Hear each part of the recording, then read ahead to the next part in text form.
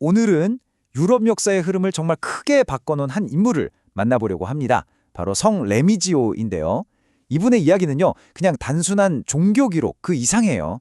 오늘날 우리가 아는 프랑스라는 나라가 과연 어떻게 시작됐는지 그 뿌리를 찾아가는 아주 중요한 열쇠거든요. 어떻게 단 한 사람의 믿음이 나라 전체의 운명을 뒤바꿀 수 있었을까요? 참 대단한 질문이죠. 오늘 우리는 이 질문을 품고 성 레미지오의 삶을 따라가 보려고 합니다.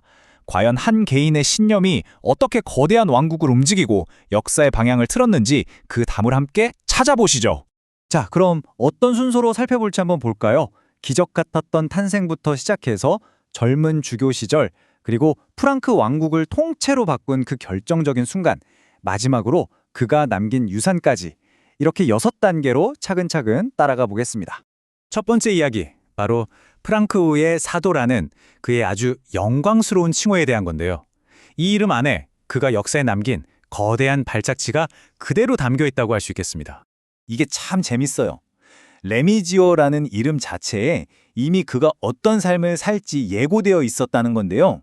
이름의 한 가지 뜻이 먹이를 주는 사람이래요. 그러니까 올바른 교리로 세상 사람들의 영혼을 배부르게 했다. 뭐 이런 의미고요. 또 다른 뜻은 교회를 안내하는 사람, 악마의 온갖 유혹에 맞서서 교회를 굳건하게 지켜냈다는 뜻이죠. 이름부터가 정말 남다르지 않나요? 자, 그럼 그의 삶의 시작으로 거슬러 올라가 보죠. 정말 시작부터가 좀 신비롭고 기적으로 가득 차 있었습니다. 그의 출생 이야기가 아주 특별하거든요. 이야기의 시작은 이렇습니다. 세상을 등지고 오직 기도에만 전념하던 눈이 먼 은수자가 한 명 있었어요. 그런데 어느 날 천사가 나타나서 칠리나라는 여인이 아들을 낳을 건데 그 아들이 장차 위대한 인물이 될 거라고 예언을 한 거죠. 바로 이 아이가 훗날 사람들을 악에서 구해낼 성 레미지오였습니다. 근데 정작 예언을 들은 칠리나는 나이가 많아서 처음엔 에이 설마 하고 믿질 못했어요. 하지만 결국 예언대로 아들을 낳았고 아이가 태어나자마자 정말 놀라운 첫 번째 기적이 일어납니다. 갓 태어난 아기의 어머니 젖을 그 눈먼 은수자의 눈에 발라줬더니 글쎄 눈이 번쩍 뜨였다는 거예요. 이걸 보고 사람들은 이 아이의 탄생은 정말 하느님의 특별한 계획이구나 하고 확신하게 된 거죠. 그의 특별함은 어린 시절에도 계속됐습니다. 이제 그가 어떻게 그렇게 젊은 나이에 아주 무거운 책임을 맡게 되었는지 그의 젊은 시절 이야기로 한번 들어가 볼게요. 이거 보세요. 나이가 고작 22살이에요. 22살에 랭스 교구의 주교로 뽑힌 겁니다. 그 나이를 훨씬 뛰어넘는 지혜와 깊은 신앙심에 모두가 감동을 받은 거죠. 근데 재밌는 건 정작 본인은 너무 겸손해서 주교직을 피해서 막 숨길까지 했다는 거예요. 하지만 결국 사람들의 간절한 요청에 그 무거운 자리를 받아들이게 됩니다.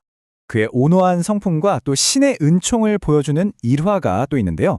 친척 집에 갔는데 포도주가 다 떨어진 거예요. 그때 그가 조용히 십자성으로 그었더니 텅 비어있던 통들이 아주 좋은 포도주로 가득 찼다고 합니다. 이처럼 그의 주변에서는 늘 이런 놀라운 일들이 함께했죠. 자, 이제 그의 인생에서 가장 중요하고 어떻게 보면 가장 극적인 사건으로 넘어가 보겠습니다. 바로 프랑크 왕국 전체를 그리스도교로 이끈 그 이야기입니다. 당시 레미지오 앞에는요, 정말 불가능해 보이는 과제가 하나 놓여 있었습니다. 바로 막강한 힘으로 유럽을 호령하던 이교도 왕 클로비스를 그리스도인으로 만드는 거였어요. 이 거대한 도전이 바로 그의 인생 최고의 업적이 됩니다. 이 클로비스 왕이 개종하는 과정은요, 진짜 한 편의 드라마 같아요. 독실한 신자였던 왕비 클로틸다가 아무리 설득해도 왕은 꿈쩍도 안 했거든요. 그런데 알라반족이랑 싸우다가 정말 패배 직전까지 몰리게 됩니다. 그 절박한 순간에 왕이 외친 거예요. 내 아내 하느님, 제발 승리를 주십시오. 그러면 당신을 믿겠습니다. 그런데 바로 그 순간 거짓말처럼 전세가 완전히 뒤집힌 겁니다. 그리고 바로 이 장면이 그 극적인 결과입니다. 맹세를 지키려고 레미지오 주교를 찾아간 클로비스 왕. 496년 성탄절에 왕과 그를 따르는 군사 3,000명이 함께 세례를 받습니다. 이 교도 전사들의 왕국이 그리스도교 국가로 다시 태어나는 순간, 유럽의 역사가 완전히 바뀌는 바로 그 순간이었죠. 그런데 이 세례식 도중에 또 한 번 놀라운 기적이 일어납니다. 왕에게 바를 성스러운 기름, 그러니까 축성 성유가 필요한데 사람이 너무 많아서 전달이 안 되는 거예요. 바로 그때 새하얀 비둘기 한 마리가 성유가 담긴 작은 병을 물고 하늘에서 내려와서 레미지오 주교의 손에 딱 놓아주었다고 해요. 이건 뭐 왕의 세례가 하늘의 축복을 받았다는 아주 확실한 증표였던 거죠. 자, 그럼 지도자로서의 그는 어떤 모습이었을까요? 그의 안에는 마치 불과 물처럼 서로 다른 두 가지 모습이 함께 있었습니다. 바로 끝없는 자비심과 칼날 같은 엄격함이었죠. 여기서 우리는 레미지오의 정말 놀라운 균형 감각을 볼 수 있어요. 한쪽에서는 기적을 일으켜서 약한 사람들을 끝없이 도와줬지만 다른 한쪽에서는 신앙의 원칙을 어긴 주교에게 7년이라는 아주 혹독한 보속을 명할 만큼 단호했습니다. 여기서 보속은 죄를 뉘우치기 위한 기도나 희생 같은 걸 말하는데요. 그의 엄격함은 벌을 주기 위한 게 아니라 그 사람을 바로잡기 위한 거였어요. 실제로 그 주교가 진심으로 뉘우치자 그는 기꺼이 용서하고 다시 지위를 돌려주었거든요. 자, 이제 그의 길고도 영향력 넘쳤던 삶의 마지막 장으로 넘어가 보겠습니다. 그의 인생을 한번 정리해 볼까요? 22살의 주교가 돼서 무려 74년 동안이나 봉사했습니다. 한 사람이 한 직책을 70년 넘게 맡는다는 게 상상이 가시나요? 말년에는 시력을 잃기도 했는데 불평 한마디 없었다고 하고요. 세상을 떠나기 직전에는 마지막 미사를 드릴 수 있도록 기적처럼 시력이 돌아왔다고 합니다. 그렇게 96세의 나이로 평화롭게 눈을 감았습니다. 그의 삶을 딱 한 문장으로 줄인다면 바로 이 말이 아닐까 싶습니다.